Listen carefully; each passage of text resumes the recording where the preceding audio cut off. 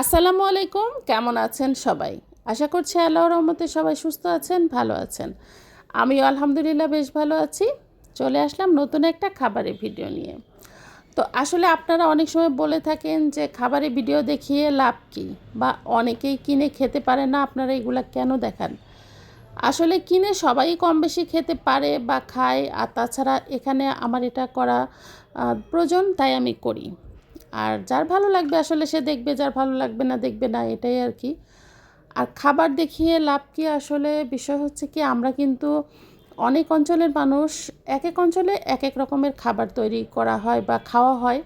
যেমন এই যে আমি মিষ্টি কুমড়ার যে চাক ভাজি দিয়ে ভাতটা খেয়েছি, এটা আমাদের অঞ্চলে আমি কখনোই দেখিনি বা আমার ফ্যামিলিতেও দেখিনি।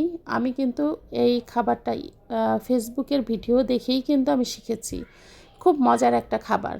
ঠিক আমার ভিডিও দেখেও কিন্তু অনেকেই অনেক রান্না শিখেছে বা জানে যে এটার সাথে এটা খেতে হয়, কারণ আমার অঞ্চলের রান্না বা আরেকজনের অঞ্চলের রান্নার সাথে একসাথে কখনোই মিলবে না।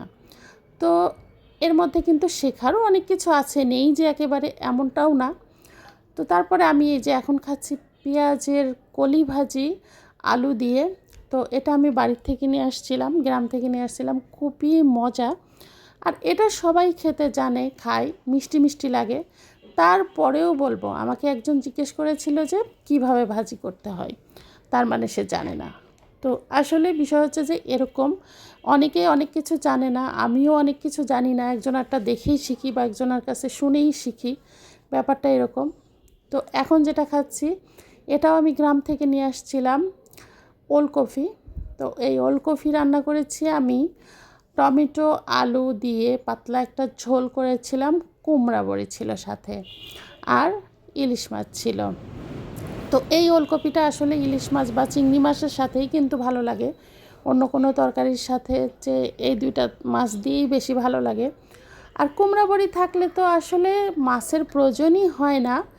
তো কুমড়া বড়িটা আসলে আমাদের ফ্যামিলির প্রত্যেকেই খুবই পছন্দ করে। আর শীতের দিনে আমাদের অধিকাংশ তরকারিতেই কুমড়া বড়ি থাকে, খুবই পছন্দ করি আমরা।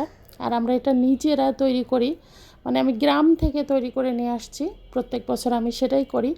আর সারা বছরই কিন্তু আমার ঘরে কুমড়া বড়ি থাকে এবং আমি সারা বছরই খাই। তো যাই হোক, আসলে খাবার দাবার যার যার পছন্দ অনুযায়ী সে খায়, ওইভাবেই খায়।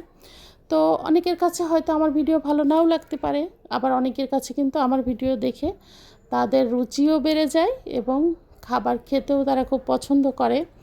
তো যাই হোক, ভালোবাসার মানুষও থাকবে বা অপছন্দের মানুষও থাকবে, এটাই তো স্বাভাবিক। একটা মানুষ কখনোই সবার কাছে প্রিয় হতে পারে না। হয়তো আমিও সেরকম, সবার কাছে প্রিয় না হলেও কিছু কিছু মানুষের কাছে তো অবশ্যই আমি প্রিয়। তো যাই হোক, যার ভালো লাগবে সে দেখবে, যার ভালো লাগবে না সে দেখবে না, এটাই তো স্বাভাবিক। সবাই ভালো থাকবেন, সুস্থ থাকবেন। আল্লাহ হাফেজ।